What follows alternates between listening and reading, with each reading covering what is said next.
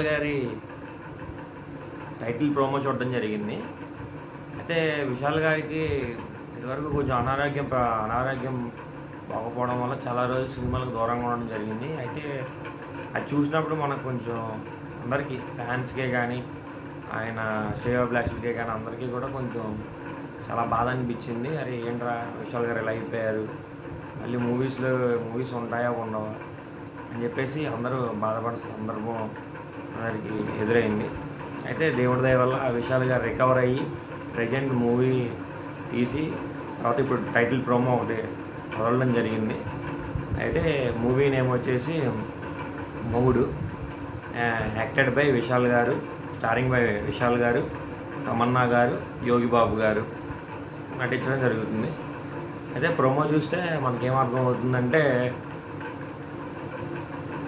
ఒక పెళ్ళాం దగ్గర ఒక ఇన్నోసెంట్ మొగుడు ఎలా ఉంటాడు ఏంటి అనేది ప్రోమోలో మనకు అర్థమవుతుంది. ఇన్నోసెంట్గా ఉంటూ అయితే కానీ ఏంటంటే విశాల్ గారు పాత్ర ఏదైతే ఉందో అదైతే ఇన్నోసెంట్ కాదు, అది ఫుల్ యాక్షనే.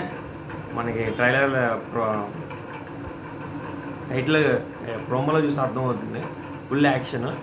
అయితే యోగి బాబు గారి కామెడీ టైమింగ్ కూడా చాలా బాగుంది, అర్థమవుతుంది, చూస్తేనే అర్థమైపోతుంది, చాలా బాగుంది. అయితే ఇంకోటి ఏంటంటే ఈ ప్రోమో స్టార్ట్ అవడమే ఒక సీరియల్తో స్టార్ట్ అయింది. ఇప్పుడు చాలా వరకు కొన్ని మూవీస్ ఒక సీరియల్ రెఫరెన్స్లు తీసుకుని కొంచెం స్టార్ట్ అవ్వడమే సీరియల్తో స్టార్ట్ అయ్యి సీరియల్కి సినిమాకి ఏంటి డిఫరెన్స్ అనేది క్లారిటీగా అర్థమయ్యేలా చెప్తున్నారు.